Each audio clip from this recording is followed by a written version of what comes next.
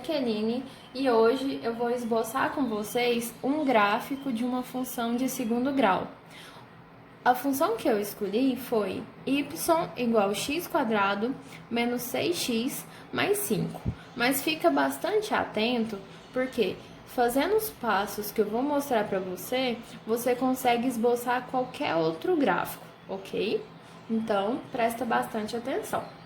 Então, antes de mais nada, quando a gente vai traçar um gráfico, é importante a gente determinar os coeficientes da minha função. Então, eu preciso saber qual é o valor do A, do B e do C. Lembrando que o valor do meu A é o número que acompanha x ao quadrado.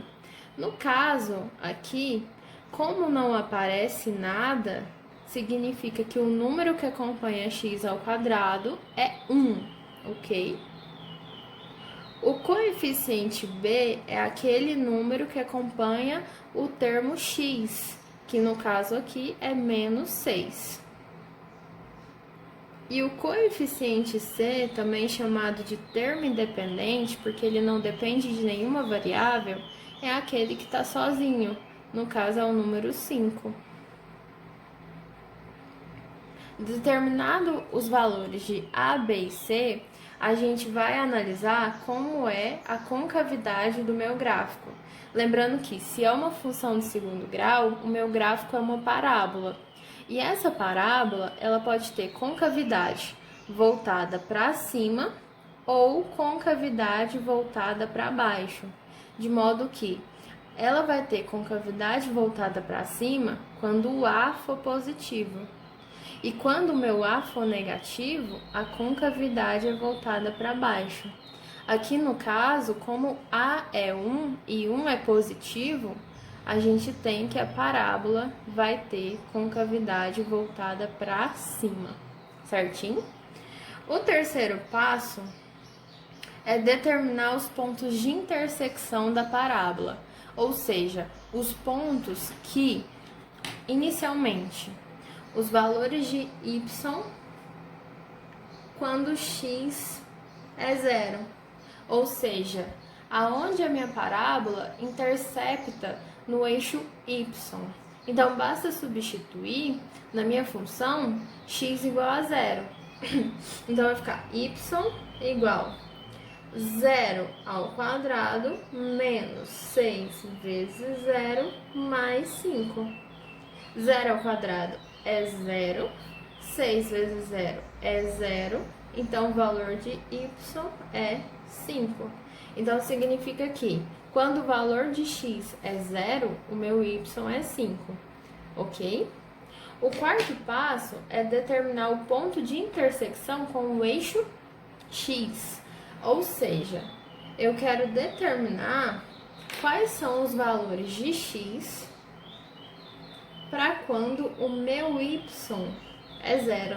Tá vendo que o jogo virou? Inicialmente eu me perguntei qual o valor de y quando o x é 0. Agora eu me pergunto qual é o valor de x quando o y é 0. E é a mesma coisa, eu substituo. No lugar de y, eu substituo por 0. Então a minha função vai ser x ao quadrado menos 6x mais 5 igual a 0. E aí, se eu quero determinar os valores de x, eu utilizo a fórmula de Bhaskara. Lembrando que a fórmula de Bhaskara é x igual menos b mais ou menos raiz de delta sobre 2a. Sendo que o meu delta é b ao quadrado menos 4 vezes a vezes c. Então, vamos inicialmente calcular o valor do delta, para depois substituir na função. Então, b ao quadrado é menos 6 ao quadrado menos 4 vezes 1 vezes 5. Menos 6 ao quadrado é a mesma coisa que menos 6 vezes menos 6, que dá mais 36. Lembrando que todo número negativo elevado a expoente par fica positivo. Menos 4 vezes 1 dá 4, 4 vezes 5 dá 20.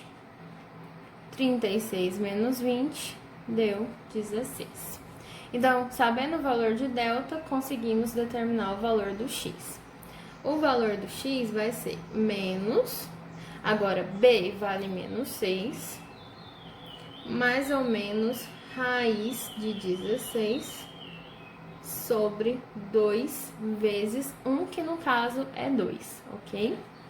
Então, x é menos vezes menos dá mais 6, mais ou menos raiz de 16, 4, dividido por 2.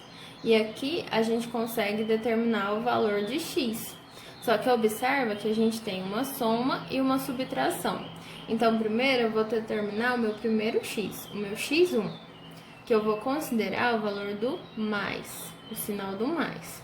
Então, vai ser 6 mais 4 dividido por 2. 6 mais 4 dá 10, 10 dividido por 2 dá 5. E agora o meu x2 vai ser determinado levando em consideração o menos. Então, vai ser 6 menos 4 dividido por 2. 6 menos 4 dá 2. 2 dividido por 2 dá 1. Então, aqui eu consegui determinar os valores de x para quando o y é 0. Aqui a gente também costuma falar que a gente determinou as raízes da minha função. Então, se caso você tenha aí um exercício que pergunta quais são as raízes de tal função quadrática, basta você calcular a fórmula de Bhaskara, ok? E o quinto e último passo significa determinar os valores de x e y do vértice. O vértice de uma parábola com concavidade voltada para cima, é esse ponto aqui, ó. É o ponto mais baixo da minha parábola. E o vértice de uma parábola de concavidade voltada para baixo é esse ponto aqui, ó, o ponto mais alto da minha parábola. Tanto para calcular um quanto o outro, a gente utiliza uma fórmula em que x do vértice é menos b sobre 2a e o y do vértice é menos delta sobre 4a, ok? E aí, se eu quero descobrir eles, basta substituir. Então, menos b vale menos 6 e o a vale 1, 2 vezes 1 dá 2. Menos vezes menos dá mais, então 6 dividido por 2, o x do vértice vale 3. O y do vértice é menos, o delta vale 16, o a vale 1, 4 vezes 1 dá 4, menos 16 dividido por 4 dá menos 4. Então, determinei o valor do meu x do vértice e y do vértice. Feito isso, a gente terminou o que a gente precisava. A gente já encontrou todos os pontos principais para poder traçar o nosso gráfico. Então, eu vou traçar o gráfico para vocês verem como ficou. Olha só. Então, eu tenho o meu eixo x e o meu eixo y. A gente sabe que a parábola tem concavidade voltada para cima. E que o primeiro ponto encontrado foi que quando o x é 0, o meu y vale 5. Então, é aqui, ó. 1, 2, 3, 4, 5. Então, esse é o ponto que nós encontramos no terceiro passo. O ponto de intersecção com o eixo y. Daí, depois nós determinamos que o valor de x para quando o y é 0 é 1 e 5. Então, 1, 2, 3, 4, 5. Então, esses dois pontos são as raízes da minha função. Eles são válidos para quando o y é 0. Tanto é que ele é traçado em si, ele é colocado em cima do eixo x. E o último ponto foi o x e o y do vértice. O x do vértice é 3, que está aqui, e o y do vértice é menos 4.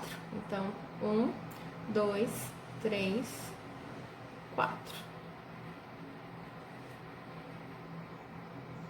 Então, esse é o meu vértice, que vale 3 e menos 4, ok?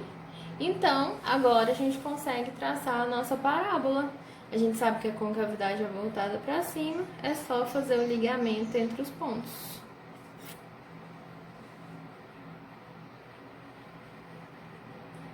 E aí é isso, ok? Então, siga esses passos para poder fazer qualquer esboço de qualquer gráfico que você